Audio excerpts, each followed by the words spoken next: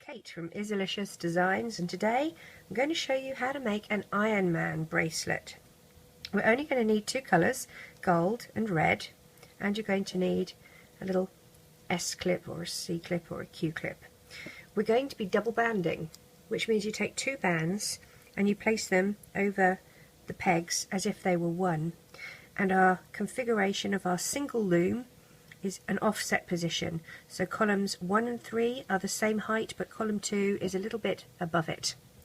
So we're going to get started, as I said, double banding. So you take two bands and we place them over these pegs at the same time.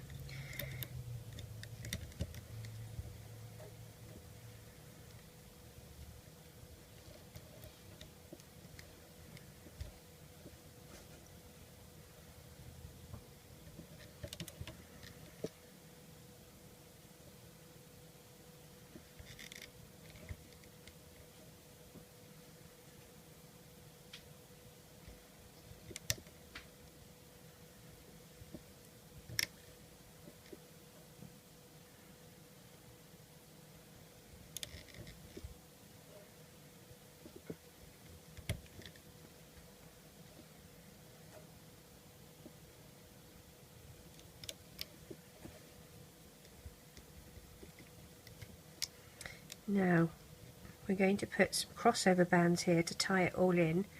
You take a single band and you place it across in the form of a triangle, like that. And we're going to put an end cap, a little red end cap on this one here. So take a single band, stretch it into a figure 8, wrap it around your fingers 3 or 4 times, and then we place it over that peg there. We're going to work our way down for the sides of the bracelet. Now we'll start with red, and we're back to double banding.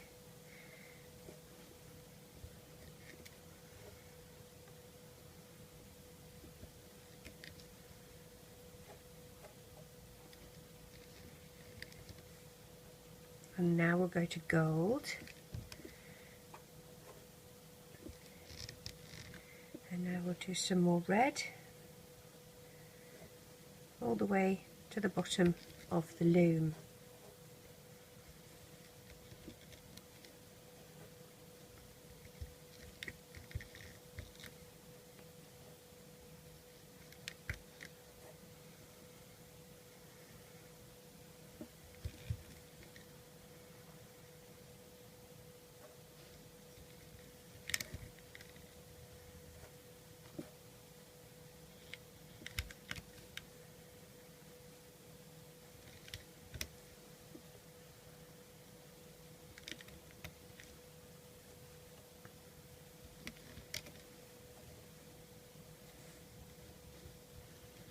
Now, because we're going to make a child's bracelet, this length is usually pretty good, but what I do like to do, especially seeing as it's a boy's bracelet, is put a few extra bands to give it a little bit of extra length and an extension, if you like. So how I do an extension for this is I take a single band and I wrap it around my hook like an end cap. Take a pair of bands and slide that on like so. Reclaim the end of your bands, and we're going to do another pair of bands to slide that on. So we've just extended it just by 2, and we're going to place that on the end here, almost as if we were doing a foot, but obviously we're not doing a foot. So we'll do the same for the other side. A single band, wrap it once, twice, 3 times, double band, slide that on, then another double band and slide that on. Now we don't have to worry about end caps for this, because these little feet that aren't feet are acting as our end caps. So what we'll do now is start looming up.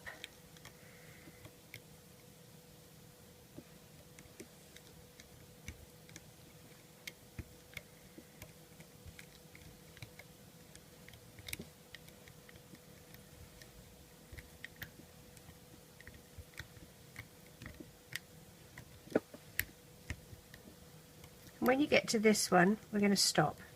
Go back to the beginning here, to the foot, and we'll loom up.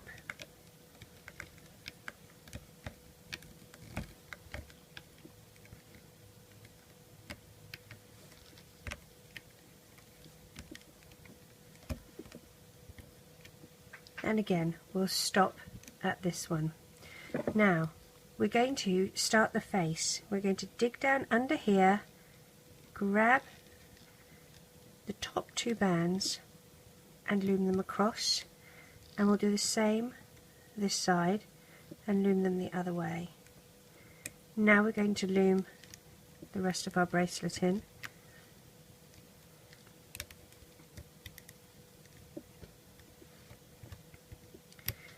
Go down to bottom two gold bands and loom up, and you're pushing the crossover band back with the back of your hook so that you're just getting those two bottom bands.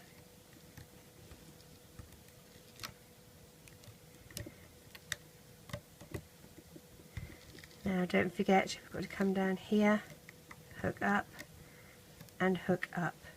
Now we'll get a couple of red bands. I use two instead of one just because one is sort of like a backup if one breaks. Slide your hook down the center of this peg and poke it out the side. Pop your two bands on, twist your hook so that the back side of the hook, the smooth side, goes against those bands and you're not snagging anything. Move your bands to the back of the peg and reclaim the end of your band on your hook. The two that are closest to you, you're going to lift up, over and off your hook, and you're going to pull it tight into a slip knot. Now we're ready to take this off the loom. Now to take it off the loom, I use the back of a crochet hook that has no cushioning. I feel that it's just helpful so that we don't break bands and whatnot, especially when you have multiple bands on one peg. It can get a bit tight. So gently ease it off the loom. Once you get to just these little long bits, it really isn't a problem just to pull them off the loom, like so. Okay, we'll move our loom out of the way, pull it into shape a little bit. Now, for his face, and I really want to thank the viewer that said previously it was a little bit too difficult for her to see what I was doing. It's sometimes quite difficult to loom and watch the camera at the same time. It gets a bit, well, you're concentrating on what you're looming and you're not looking at the camera. So we're going to take two black bands and we're going to do his eyes. What we're going to do is stab him, my favourite part, stab him through the side of his face at a good spot, grab one band and pull that through to the back, like so. We're going to just put a little S clip or a C clip or whatever clip you like to use on the back there, just to hold it. Oh, it's come through, that's alright. Go back to where we were, poke it through, and we'll grab the other end and we'll do it the other way. We've already secured it with a clip.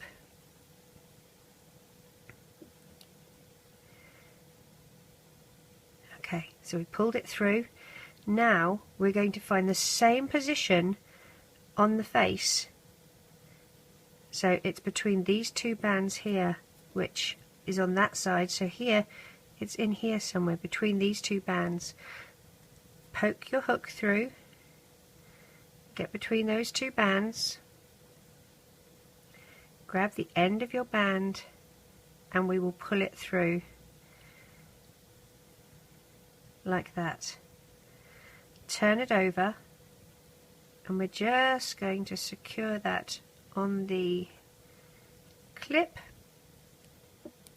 I'm not even going to clip it in, I'm just going to wrap it over like that. Okay, now what we're going to do is the mouth. Now the mouth is much smaller, so we're just going to go from here to here. stab your hook through his face, and I'm going between these two gold bands. Grab your other black band and pull it through. I'm going to attach that to the other side of that clip.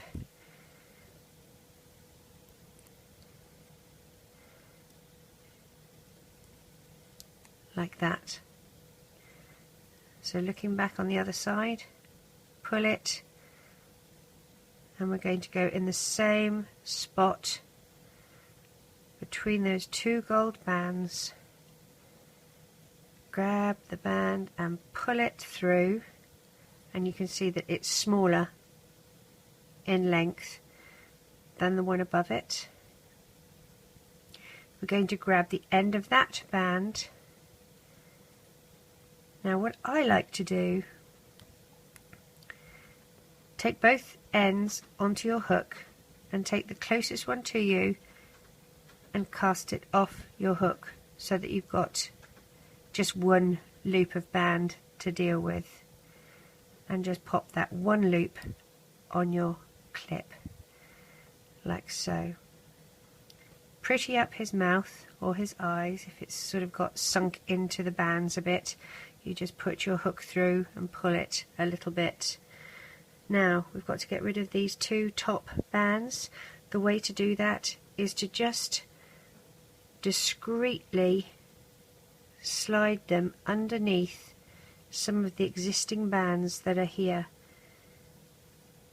And if you get to a point where you are able to hook them on your hook, that's fantastic. If you can't, it really doesn't matter, because you have got them in a slip knot, so they shouldn't go too far.